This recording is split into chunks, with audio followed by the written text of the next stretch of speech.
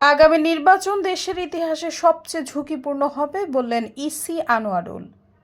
বাংলাদেশের ইতিহাসে যতগুলো নির্বাচন হয়েছে তার মধ্যে আগামী জাতীয় সংসদ নির্বাচন সবচেয়ে ঝুঁকিপূর্ণ হবে বলে মন্তব্য করে নির্বাচন কমিশনার আনোয়ারুল ইসলাম সরকার বলেছেন, ত্রয়োদশ নির্বাচন বাংলাদেশের ইতিহাসে যতগুলো নির্বাচন হয়েছে তার মধ্যে সবচেয়ে ঝুঁকিপূর্ণ হবে, এতে কোনো সন্দেহ নেই।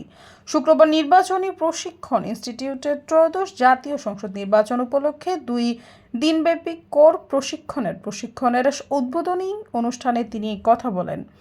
আনোয়ারুল ইসলাম বলেন, কমিশনের প্রধান দায়িত্ব একটি সুষ্ঠু ও গ্রহণযোগ্য নির্বাচনের আয়োজন করা, এর বিকল্প কোনো পথ নেই।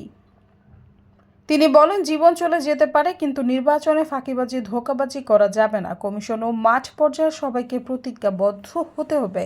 ইসি জানান, নির্বাচন কমিশনের প্রাতিষ্ঠানিক স্মৃতি বা ইনস্টিটিউশনাল মেমোরি দুর্বল হয়ে যাওয়ায় অনেক ক্ষেত্রেই কমিশন হোঁচট খাচ্ছে। তিনি কর্মকর্তাদের প্রতি গোপনীয়তা রক্ষা ও দায়িত্বশীলতার মাধ্যমে কমিশনের মর্যাদা অক্ষুণ্ণ রাখার আহ্বান জানান।